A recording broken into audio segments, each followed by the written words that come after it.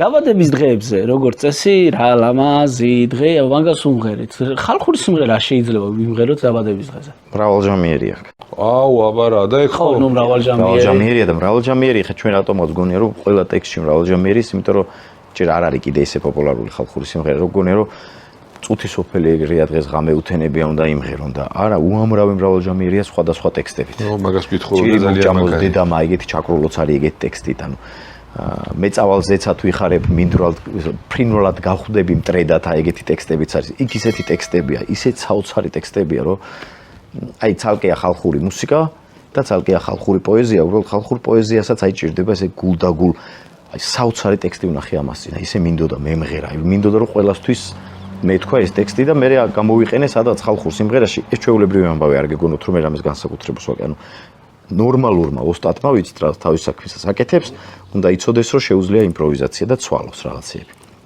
და საოცარი ტექსტია მარხვალის გაუგონია მეცხვარისა და მგლისაო.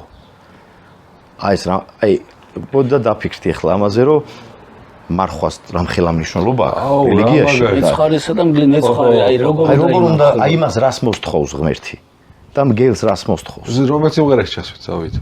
ჩაკრულოს ფორმის არის ძმა რა იჯობდე ძმობასა, მოკლედ ბრძოლის შინაარსი აქვს და აი მაგ დროს არის კულმინაციური მომენტი, სადაც მარხვალის გაუგონია. კაცო მეცხვარის აი ფრაგმენტს გამოგიგზავნით, ცალკე თუ გინდა ცალკე მიაბიდ და ნახავთ როგორ ემოციური კონტექსტი იქნება. ეს ტექსტი არ ყოფილა მანამდე სიმღერაში.